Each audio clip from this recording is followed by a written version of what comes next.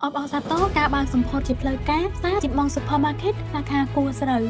នៅទីនេះមានទីតាំងធំទូលាយមានលក់អវ៉ាន់ផ្លែឈើបន្លែត្រីសាច់ស្រស់ៗថ្មីៗគ្រប់មុខគ្រប់ប្រភេទមានលក់គ្រឿងទេសគ្រឿងប្រើប្រាស់ក្នុងផ្ទះបាយមានគ្រប់មុខគ្រប់ប្រភេទបងហើយបងត្រូវការអវ៉ាន់អីក៏មានដែរបងលើសពីនេះទៅទៀតបងដឹងស្រាប់ហើយថាសាច់មាន់ AMC និងផលិតផលអាហារ AMC មានលក់នៅគ្រប់សាខាផ្សារជាបង់ Supermarket តែពិសេសគឺមានសាខាទួលបង្រសាខាជោគមាសសាខាគួរស្រូវនេះតែពួកយើងមានជាប្រភេទទូបងចង់បានតិចច្រើនគឺអាចមកទិញបានបងមួយខាំ1គីឡូ2គីឡូគឺមានទាំងអស់ពួកយើងចាប់ខ្ចប់ឲ្យបងភ្លាមហើយនៅថ្មីកន្លងទៅនេះពួកយើងក៏បានអាប់ដេតទូរស័ព្ទមួយនៅសាខាសំណង12ដែរអញ្ចឹងឥឡូវទូរស័ព្ទដែលយើងមាននៅក្នុងជីបម៉ុងយើងមាន4សាខាគឺសាខាទួលបង្រសាខាជោគមាសសាខាគួរស្រូវនិងសាខាសំណង12បើសិនជាសាខាផ្សេងពួកយើងមានជាប្រភេទវេចខ្ចប់ជាប្រអប់ហើយដែលមានចន្លោះពី3ខាំទៅកន្លះគីឡូតាមបំណែកសាច់នីមួយហើយបើសិនជាបងអញ្ជើញមកទិញចាប់ពីថ្ងៃនេះរហូតដល់ថ្ងៃទី8ខែ8ឆ្នាំ2026នេះបងនឹងទទួលបានការបញ្ចុះតម្លៃ 15% ភ្លាមបងសម្រាប់បងអញ្ជើញមកទិញនៅផ្សារជីបម៉ុង Supermarket សាខាគួរស្រូវ